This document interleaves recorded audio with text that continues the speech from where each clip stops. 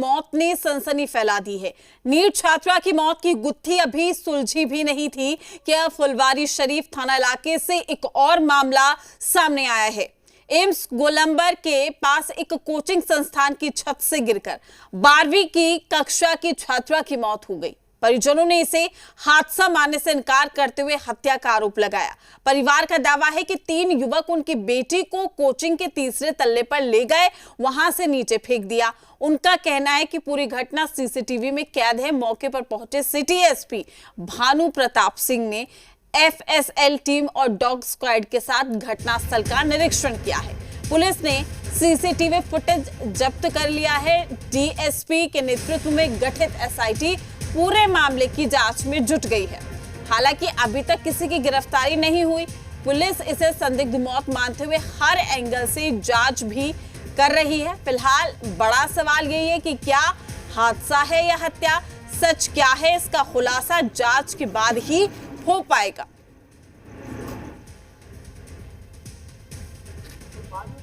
तो बड़ी खबर हम आप तक पहुंचा रहे हैं। अब तक क्या कुछ हुआ ये आपको बता दें। साथ ही देखिए हम आपको तस्वीरें दिखा रहे हैं। 4 सीढ़ियों से ऊपर जाती छात्रा आपको दिखाई दे रही होगी इस फुटेज में। ये पहला फुटेज सामने आया। दूसरा, लड़की के पीछे 2 लड़के भी जाते हैं। बिल्डिंग से छात्रा के गिरने की ये तस्वीर भी सीसीटीवी में कैद हो गई। और साथ ही चौथी तस्वीर हमने आपको दिखाई कि उसके बाद नीचे कुछ लड़के भागते हुए दिखाई देते हैं।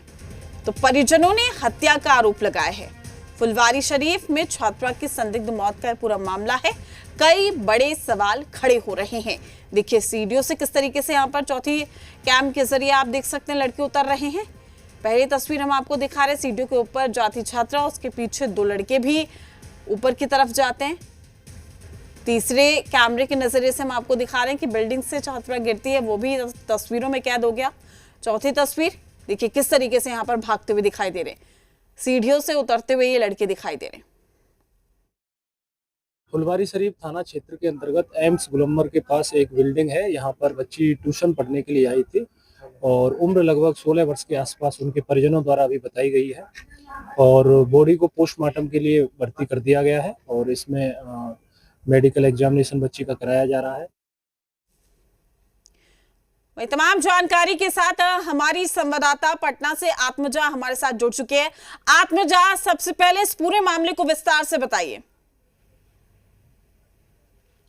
जी देखिए प्रीति, 17 वर्षीय छात्रा जो है जिनका नाम पिंकी बताया जा रहा है, वो सुबह 8 बजे कोचिंग के लिए आती हैं। कोचिंग का नाम आपको बता दें कि दानापुर स्थित फंडामेंटल कोचिंग सेंटर है। वो 8 बजे कोचिंग से आती है और करीब आधे घंटे के बाद ही परिजनों को सूचना मिलती है कि उनकी डेड बॉडी नीचे पड़ी हुई है। परिजन आते हैं, यहाँ पे देखते हैं, आप देख सकते हैं कि ये वही बिल्डिंग है जहाँ पे फर्स्ट फ्लोर पे कोचिंग सेंटर है, फंडामेंटल कोचिंग सेंटर। छात्रा उसी में पढ़ने जाती थी।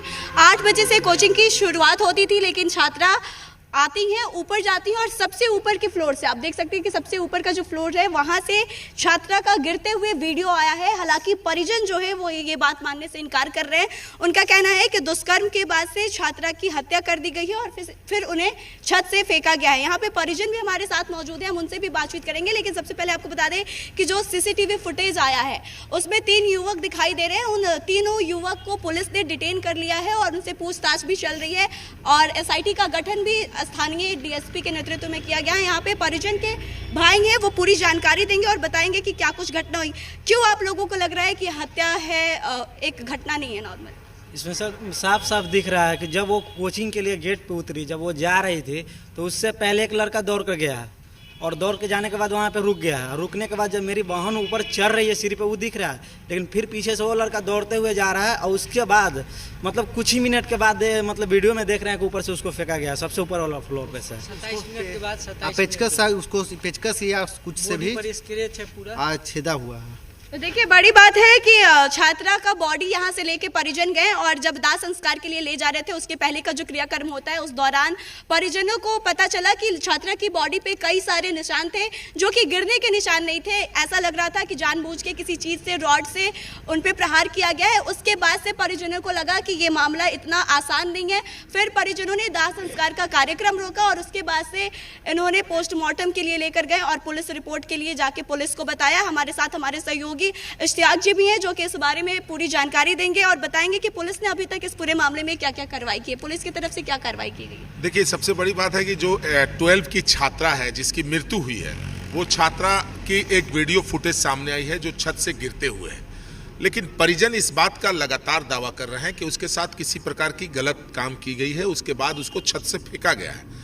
परिजन ये भी आरोप लगा रहे हैं कि जब हम लोग उसकी अंतिम दाह संस्कार के दौरान जो अंतिम प्रक्रियाएं हैं वो कर रहे थे तो कुछ निशान देखी गई, उसके बाद सीसीटीवी फुटेज हम लोगों ने देखने की कोशिश की, लेकिन 3 घंटे तक कैमरा नहीं देखने दिया गया। हालांकि एक बड़ा सवाल ये भी उठता है कि जब छात्रा नीचे गिरी, उसके बाद जब जो लोग उसे अस्पताल ले गए उन्होंने पुलिस को क्यों नहीं इन्फॉर्मेशन दी। दूसरी एक चीज़ ये सामने आ रही है कि पुलिस इस जो निट की घटना घटी है छात्रा के साथ, उसको लेकर पुलिस वो तमाम पहलुओं को जांच कर रही है, किसी भी प्रकार की रिस्क लेना नहीं चाह रही है। जो 3 लोग संदिग्ध कैमरे में दिखे हैं उसे डिटेन किया गया है। साथ साथ जो पटना डीएम है उन्होंने एक बोर्ड गठित की है डॉक्टर की, उस बोर्ड के निगरानी में कैमरे के सामने पोस्टमार्टम किया गया है। साथ साथ भानु प्रताप सिंह सिटी एसपी देर रात तक घटनास्थल पहुंचे, कोचिंग को उन्होंने सील किया, उसके बाद एसआईटी टीम की गठित की और वो तमाम बिंदुओं की जांच कर रही है। एफएसएल की टीम जो छात्रा की वस्त्र थी उसे भी अपने साथ ले गई, कई प्रकार का सैंपल वो यहाँ से ले गए। डॉग स्क्वाड की टीम आज सुबह भी यहाँ आई थी और वो भी तलाश कर रही है। परिवार जिस तरह आरोप लगा रहे हैं कि छात्रा की आत्महत्या नहीं की है, छात्रा उसकी हत्या की है, पुलिस इससे इनकार नहीं कर रही है। पुलिस पूरे बड़ा सवाल ये कोचिंग की तरफ से अभी क्या कुछ सफाई पेश की गई है, क्योंकि कोचिंग की छत से छात्रा गिरती है, कोचिंग सेंटर्स पर भी कई सवाल खड़े होते हैं, कोचिंग की तरफ से कोई सफाई पेश की गई है, कोचिंग संचालक का क्या पूरे मामले में कोई जानकारी दी गई है या आप लोगों ने कोचिंग सेंटर पे किसी से बातचीत?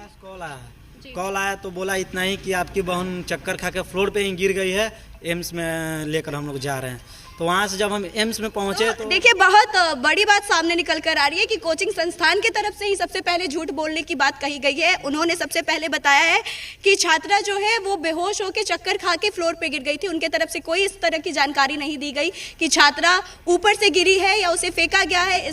तो सबसे पहले ये बात जो छुपाने की कोशिश की गई है, क्या लगता है क्या कोचिंग की संलिप्तता इसमें हो सकती है? इसके बारे में तो हम आगे के बारे में नहीं बता सकते हैं, इस जांच करने के बाद ही मालूम चलेगा। आप लोगों ने कोचिंग के जो संस्थान के डायरेक्टर है या यहाँ पे जो भी स्टाफ है उनसे आप लोगों ने पूछा नहीं कि आप ऐसे क्यों बोल रहे हैं कि कोचिंग छात्रा जो है वो चक्कर खा के गिर गई है? सर हमको यही बोले ना कि मतलब हम भी नहीं देखे हैं, मतलब उसके बाद वहाँ से मतलब वो सब हुआ ना, तब गए तो देखे ना तो एम्स का डॉक्टर लोग बोला ना कि आपकी मतलब पेशेंट एक्सपायर कर गई है। तो वहाँ से हम लोग सोचे कि सही में मतलब गिर गई होगी, कैसे चोट लग गया तो एक्सपायर कर गया। हम लोग अपना आगे का जो 3 युवक दिखाई दे रहे हैं सीसीटीवी कैमरे में, क्या आप लोग उनको जानते हैं या फिर उनके बारे में अभी पुलिस डिटेन की है, पूछताछ में क्या कुछ पता चला है? कुछ पता चला है? नहीं, अभी फिलहाल कुछ नहीं पुलिस बताई है। कारपेंटर है इसमें, वहाँ कपड़ा पसारा हुआ है उसी का है, यहाँ के गार्ड बताया है, इसमें कारपेंटर का काम कर रहा है। तो देखिए एक जानकारी और निकलकर सामने आ रही है कि जो 3 युवक दिख रहे हैं सीसीटीवी कैमरे में, उसमें से एक इसी बिल्डिंग में 2nd फ्लोर पे काम करने वाले कारपेंटर है। एक्चुअली तीनों कारपेंटर हैं और उनको पुलिस ने फिलहाल हिरासत में ले लिया है। पुलिस की तरफ से ये कहा जा रहा है कि जब तक पोस्टमार्टम रिपोर्ट नहीं आएगी तब तक पूरी जानकारी ठीक से सामने नहीं आएगी। फिलहाल डीएसपी के नेतृत्व में एसआईटी का गठन कर दिया गया है। जी प्रीति, आपने चेक किया कोचिंग सेंटर को सील कर दिया गया है, पुलिस के एक्शन की आप बात कर रही हैं। सबसे बड़ा सबक लेने की जरूरत यहाँ पर पुलिस को ये थी कि किसी भी कोचिंग संचालन में अगर इस तरीके की घटना हो रही है तो क्या हम कह सकते हैं कि बिहार में बेटियां सुरक्षित है? कभी हॉस्टल में हत्या आत्महत्या की गुत्थी अभी सुलझी नहीं थी कि अब कोचिंग संस्थान से ये मामला निकलकर सामने आ गया। आखिर बिहार में हो क्या रहा है? जी बिल्कुल, देखिए बहुत बड़ा सवाल है बिहार के सिस्टम पे भी और बिहार में चल रहे तमाम कोचिंग संस्थान जो हैं या फिर हॉस्टल्स हैं। हालांकि नीट स्टूडेंट के साथ जो घटना हुई थी उसके बाद से पुलिस को भी सबक लेने की ज़रूरत है और लग रहा है कि पुलिस इस मामले को काफ़ी सीरियसली लेगी, क्योंकि जिस तरह से पुलिस ने इस मामले में कार्रवाई की है उसको देखकर लगता है कि शायद इस बार पुलिस अपनी जाँच की प्रक्रिया जो है वो तेज़ी से करेगी, क्योंकि नीट वाले में मामला काफ़ी देरी से शुरू हुआ, जाँच प्रक्रिया काफ़ी लेट से शुरू हुई। और जहाँ तक बात करें कोचिंग संस्थान की तो फिलहाल कोचिंग संस्थान को सील कर दिया गया है और पुलिस अभी इसको सील करके रखी है। जब तक पूरे मामले की जांच नहीं होगी तब तक इसे सील ही रखा जाएगा। चलिए ठीक है आत्मजा, शुक्रिया आपका तमाम जानकारी साझा करने के लिए। अपडेट हम आपसे लेते रहेंगे। पटना से एक और बड़ी खबर है, राजधानी की गर्ल्स हॉस्टल